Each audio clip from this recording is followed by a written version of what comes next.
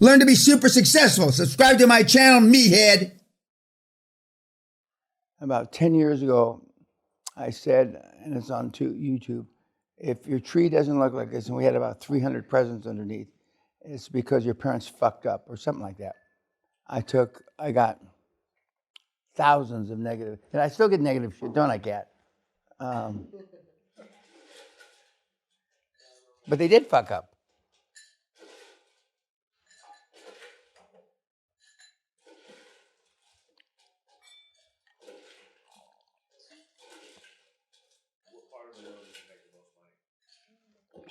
Pardon? No. India, Kuwait, India, and Texas. That's the most money. Hardest place. Kuwait, India, and Texas. I never made an easy buck. I don't, I've heard about all these easy bucks. But when I was your age, I asked, if I didn't ask verbally the stupid questions you asked, I thought them because I chased a lot of things that weren't real, just like you do now, today. And there's 4 or 5 of you that are, and you attribute it to your dreams because you dream big. No, it's because you're stupid. It has nothing to do with your fucking dreams. And stupidity normally goes along with ethnicity. The poorer your base, the more you think that there's secret sauce. The poorer your base, the more you think there's secret sauce.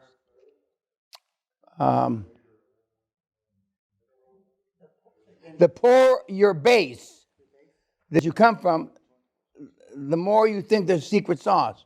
There is no motherfucking secret sauce. I used to be able to convince Indians that, Gandhi, the second coming, was coming. And they pray a lot. And what good has it done them? When I go to, really poverty-stricken places, it's easy. And that's why it's awful. That's why things, even though they don't call them multi-level marketing, the poor get scammed. Because they have this prayer that, something's going to happen. And it never happens. And people fleece them. There isn't going to be no fucking second coming. I'm the closest to fucking second coming you're going to see. That's it. But the poorer you are, the more you're easily scammed. Like these things like on TV, the reverse mortgage, where you can go get the equity out of you. Yeah. Jesus Christ. That's pathetic. And then they've got movie stars that are selling you that's all right. The second mortgage or reverse mortgage, whatever the fuck it is. It's an awful thing to say, and I'll take a lot of shit out of it for it. God didn't make if there is one, God didn't make everybody to be equal. Flat, period. Including this room. And even the stupidest guy in the room, which I'm not going to point out, but even the thickest shit in this room realizes that somebody in this room is a lot smarter and more likely to get rich than he is. Now just think about it. And don't bullshit yourself. Someone is more willing to break through resistance. Well, no, I don't give a fuck what you break through. Some people are born to be fucked. And that's just the way it is. I don't give a fuck how much resistance or resilience. And that's the sad truth of life. And I figured this out a long fucking time ago. And it made my life much easier. When I went to Jim Newman, God rest his soul, who wrote Release Your Brakes. And that's one of the books I recommend that you read. You read it or you don't read it, I don't give a fuck. And my first wife, she comes home, have I ever been depressed? Well, I was sitting crying, drinking a bottle of Jack with my 3 Great Danes, licking the tears off my cheeks. And I said, well, fuck, I'm almost 30, and fuck, I'm 25% away from my 30-year goals. Fuck, which were pretty big, but not as big as my 40-year goals. And this is all on YouTube. Fuck, how am I ever going to make my 40, 50-year-old goals? So I went to my first motivational seminar, Dr. Dennis Waitley, which I've said before, The Psychology of Winning. Yeah.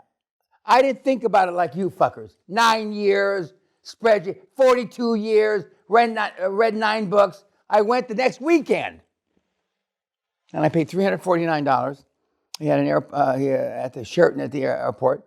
And at the end of the day, and he was kind of similar to me. He was in the Vietnam War. He was a pilot, Air Force. Blah, blah. And I went up to him and I said, well, who taught you, Dr. Whately? Jim Newman. Never heard of the guy? He wrote a book, Release Your Brakes. It'll change your life, kid. An hour later, I'm booked in his deal at Palo Mesa, California. 9 years later, you come. 1 hour later, I'm booked. I go to a seminar, Palo Mesa, and within maybe not 10 minutes, but 15 minutes, while you're having get-together cocktails, he told me what was wrong with me. 10 minutes, he says, I'll give you your money back. You shouldn't stay for the seminar. And what did he say? You've been competing against Mexicans, and you're already the king of them. You got to compete against white people and be the king of them. With one little twist, he screwed my head on straight. Your heads are not screwed on straight, including him. Some of you in this room will never screw your heads on straight. And nobody's going to tell you that but me. You don't have a ghost chance, and forget about based on, because you're not going to change your lifestyles. I don't give a fuck how resilient you are, you cadaver. Unless you change your lifestyle dramatically, you're just pissing in the wind. But you gotta have the money to change your lifestyle. No, you don't. That's bullshit. You don't have to have the money. You're going to have the will to change your lifestyle. So I went to Jim Newman, and I stayed for the 3-day seminar. And at that time, I was making, I still remember telling in the group is 14, 15 people. And they asked me, well, in the first cocktail hour, like you guys, after I go to sleep, Jim Newman went to sleep, who he didn't drink. And how much do you make? How much do you make? And I said, well, I'm not being braggadocious. I make about $50,000 a week. This is 1974. And they all look at me. Did you say a week? Well, maybe sometimes I make 45. And why are you here? I still remember it. Because I want to make 500 a week. And I still know one of the guys that was at that seminar. I still know one of them. He's a big, huge property developer, multi-billionaire in America. And he said I inspired him. Because he wasn't making 50, he was making like $5,000 a week. And then I asked Jim Newman to be my mentor. I had never read Release Your Brakes, and I recommend it highly. But his stable of people from Henry Kissinger, he mentored some really great people. And I was privileged to have him for 25 years till he died of cancer. And when I decided to coach, he says, Dan, please don't do this to me. You're going to be disappointed greatly because all the guys, I didn't believe them. All the guys are just worthless pieces of shit. A quarter of them are pedophiles, blah. And then he was against, the other quarter is homosexuals. And he had this, because he was a racist too, but just like most of the successful people, he's a fucking racist. And he says, don't do this, Dan. You're not going to work with me anymore? No, of course I will. But fuck, I don't want to see the disappointment. You're like my son. I don't want to see the disappointment in your eyes. I didn't believe him. I thought it was bullshitting me. Boy, was he fucking right. 50 years later, I should have listened to him. It's not for everybody. There's a reason 3/4 of the world's poor. No matter what you do. You can read all the motherfucking books, podcasts. It's going to change nothing. And nobody tells you that. And they want to sell you the various levels of shit. And they are shit.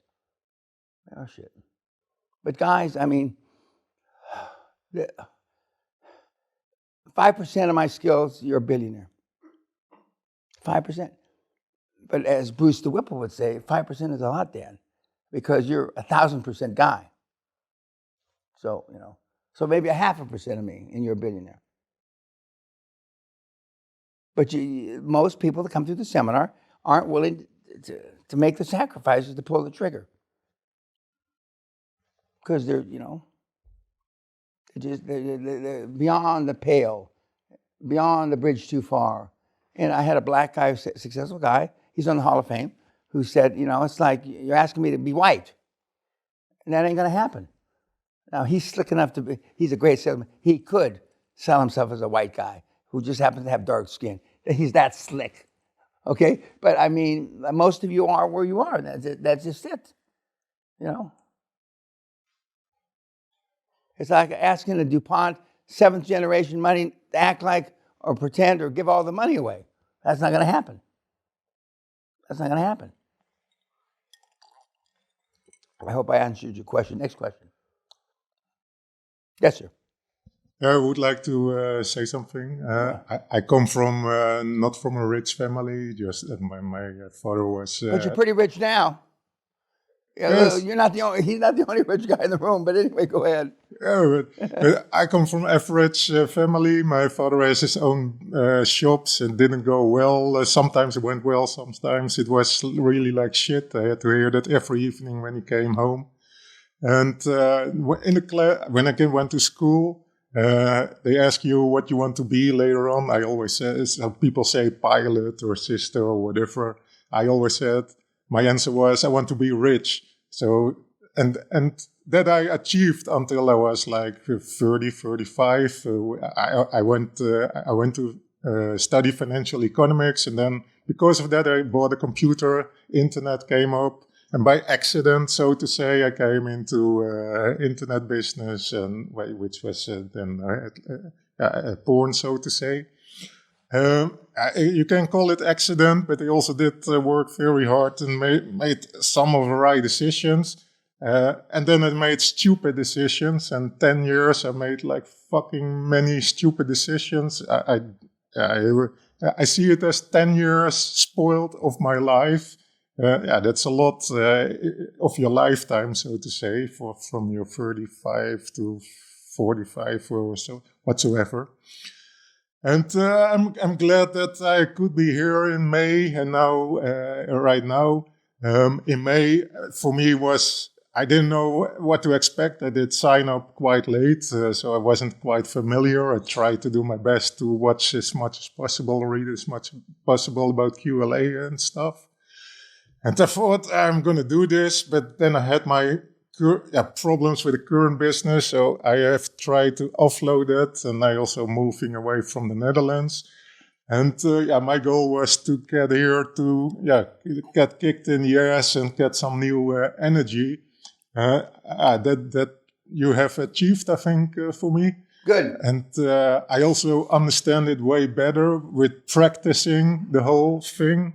At first was quite challenging, but I think during the days the ball did drop for me. Now I'm gonna study it a little bit more in January, couple of weeks. I don't know exactly how much time I need. Hopefully not the whole January, but if needed, and then I'm gonna execute it. And I have set my affirmations last time.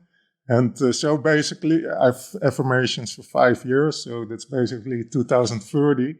And if I don't get it, I will. Yeah. Well, you will get it. Don't set a time limit. Remember, as soon as humanly possible. I mean, some of these guys that we've talked about, 11 months, 20 months, whatever, they're all, save one, they're all as soon as humanly possible. You don't know how, they talk about the human brain being the most wonderful machine on the planet, and it's true. And you don't know how quick you can do this shit. You don't know how quick, you don't understand how you can make the transition. TK, and he's not the best I've got. He's the best that'll talk to you. $348 million in 11 months is pretty spectacular. okay? And he's fallen down to 305 million in the last 18 months. Well, no, I mean everything. I mean he is now apartment buildings, single family home, assisted living. I mean, and I'm not promoting the conglomerate viewpoint, but when you open Pandora's box or door and you jump down the rabbit hole, a lot of shit opportunities, not shit meaning bad, but a lot of opportunities are going to present themselves to you. And if you just strictly stick to one, listen to the Viking bitch. She's in 19 different verticals now, which I know is too much.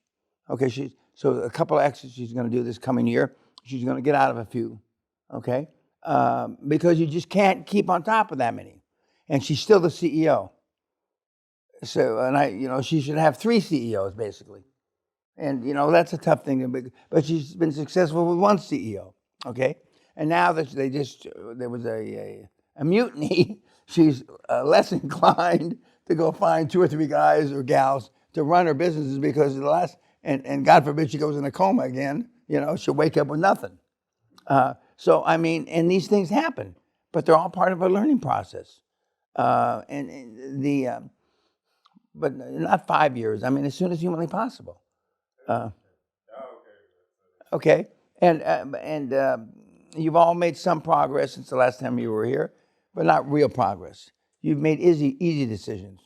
You're sort of analyzing, you're doing this, you're doing that, but it's all bullshit. You've heard these people say they don't know fuck all about what they were doing. And even though you don't want to believe that, though. You just don't want to believe it. It's true as it is. Now, all these people aren't lying to you.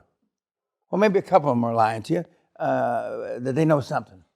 But for the most part, they're all telling you the truth. They don't know dick. And it's the chairman, where you're going to get the money, those are the 2 big hurdles. And then not knowing anything. Both not just from you, but the board. Because you can't articulate, even though you may say, and they know you're stupid already, but you're afraid to go to them to tell them and ask them for questions and help, as you should from the day one, because you don't want them to know how stupid you are. They already know how fucking stupid you are. They already know. These guys that have 30, 40 years experience, the brain cells that the martinis killed them at dinner, that the guy killed at dinner no more than you know. And even though intellectually you can hear that, well, that makes sense, you don't believe it. And the real thing is, for the most part, the people that come to the seminar don't believe in themselves. I call it fear, but you don't believe in yourself because of all the fuck-ups you've done in life. And or you're 54, you're 52, you're 38, and you got nothing to show for it. Now, and you and I both know you've already been successful. You made a lot of money by normal standards, okay? But now we want you to make a lot of money by not normal standards. I was told that it was a lot of money, but I know. Well, it is. and then you get drawback. Oh yeah, but I mean, but I know it is, and but I mean, we're inundated by, we're surrounded by people that just talk bullshit. Our family, and even though some of the closest people to us pretend to be supportive, but they're not really. Rather you fall on your face, and then then they can say, well, he was a worthless piece of shit. And now he's just showing that he's a worthless piece of shit. And and most of the guys, not all of them, but most of the guys do it from scratch with no money. And a couple guys that have had some money, and I've said it before, you can close the gap from the deals that are bridged too far if you got some money, okay? And a few people that have gone through the seminar over the years have some money, and they do that. Sometimes they do it for the wrong deals. They step on their dick, but it's better to have a few bucks. But you gotta pull. You can't be afraid of the failures. And that saying in Silicon Valley, fail fast and all that. That's a horseshit. They don't do that. You got to keep pulling the trigger. And again, it's not built for a successful deal every month. It's built for a deal every month, and not all of them are going to be successful. You're trying to make them successful. You're trying to eliminate the risk factors. you're going to be sitting, all of you are going to be sitting in the same place 5 years from now, and you've done one deal, if that.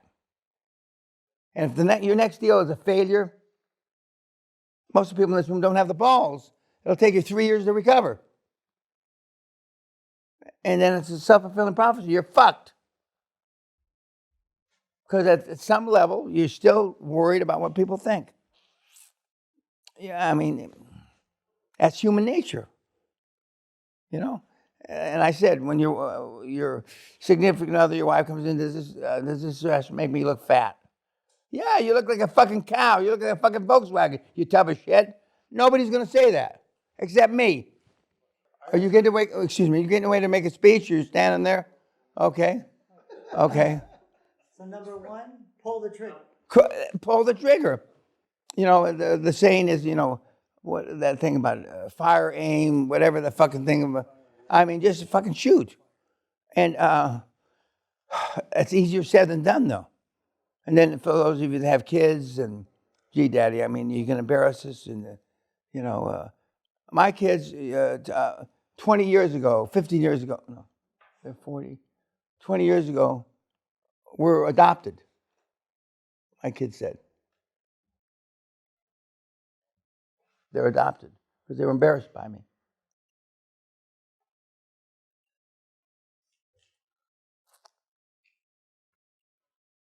Most of you act like you were adopted and beaten and raped, but even though maybe a couple of you were, but I'm a faux pas in my family. Now, some of you want to be you don't want to be a faux pas. You want to have some of the power I have, or supposed to have.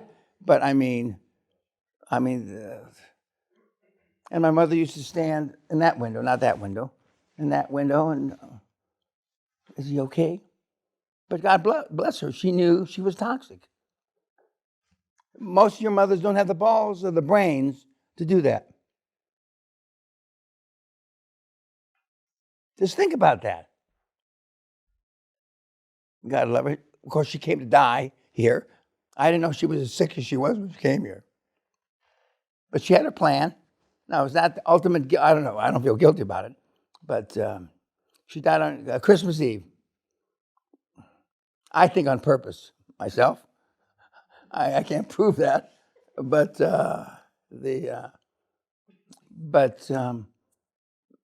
you know, to the extent that some of you have some level of success, and some of you do. God love you. I'll be with you. But I mean, this is I hate to use the word journey, but this is a journey you got to take on your own. Now, some people may take credit for it later on. Fine. To whatever extent you allow that to happen, fine. But I mean, this is a deal you do on your own. I mean, you're walking that plank on the pirate ship on your own. And whether you can get out from the chains and the things that are around your ankles and your wrists, you know, when you're down there and they drop you off, you know, is dependent on your resilience. But that's only part of it. You know, we've had a lot of resilient people come through the program in 31 years, but not all of them make it. Because at some level, you know, every human being that's ever come through here, you know, white, black, yellow, purple, whatever the sexual persuasion is, at some level, you like to think that somebody thinks highly of you, but or likes you, and there's a difference between wanting to be liked and wanting to be respected. And all my life, I've taught my kids, and I've been pretty successful at it. It's better to be respected than liked. And there's a big difference between liked and if you want to cross that ugly line to want to be loved. I've never suffered from that. I never suffered from that. And I've said it before, my kids don't love me. They respect me. But, you know, the only person that I'm positive loves me is my wife. How do you stay away from being hated? I'm hated. I want to be hated. But Machiavelli says that, you know, you want to be respected. No, I don't give a fuck what Machiavelli said. He died, Machiavelli died poor. I'm not dying poor. I don't give a fuck, you know, although I quote Machiavelli quite often, but I don't give a fuck, you know. All these guys with all these, you know, Plato and all, they all died poor. I'm one of the few that's not going to die poor. And, the fact that Sally and I support all kinds of stuff through our foundations, because we have more than one, and our trusts and all that. I get off on that, I get off on the kids, all the kids, not all, and they send me this Merry Christmas, Mr. Peña, Mrs. Peña, because of you, blah, blah, blah, blah. I get off on that. That makes me feel good, but I can then puck your eyes out and eat your fucking skin the very next minute. And I get off on that too. I'm a Klingon like in fucking Star Wars. That's my personality. And my dad was worse or better, depending on how you measure it. But guys, if you don't go out there and pull the trigger and get fucking selfish, you're going to be sitting, not here, but in some place on this day, day after Christmas. I guess it's day after Christmas, is it? Okay, 2 days, whatever it is, having not made any movement down the playing field. And I don't believe anybody in the room wants that. And you don't have to be, but you're going to have to make some mistakes along the road. And those that you want it the most, not just because of resilience, but because they just want, selfishly, they want something more for themselves. And then if you decide to share that shit with other people, fine. But some of you won't share it. Some, fine, just do it for yourself. Or do it for you and your partner if you got one. I wouldn't do it for your kids. Fuck your kids. And the whore they rode in on. Because, believe me, when I was on this boat with all my buddies from yesteryear, all parents, one had 5 kids, one had 3 kids, one had 2 kids. Dan, we didn't believe you 25 years ago. Kids are overrated. Kids are fucking overrated. And one of them said, which I already knew, one of his daughters, he does everything for, she shits and farts in his face. The other daughter, he does nothing for. She drowns him in love.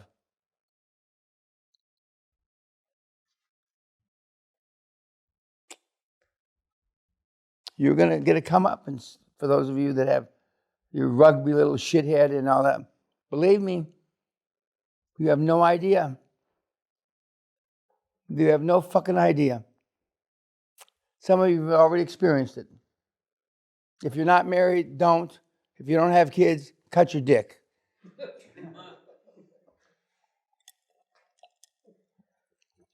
Because unfortunately, and especially as the older you get, men think with the wrong head.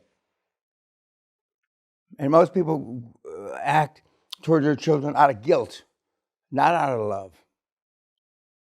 And look at how you got, how are your programs? One, God love him, is Junior DuPont over here, and you, for reasons that you wouldn't want to brag about, a few people that got some shekels in here, but 3 different ways you got them. The important thing is you got them.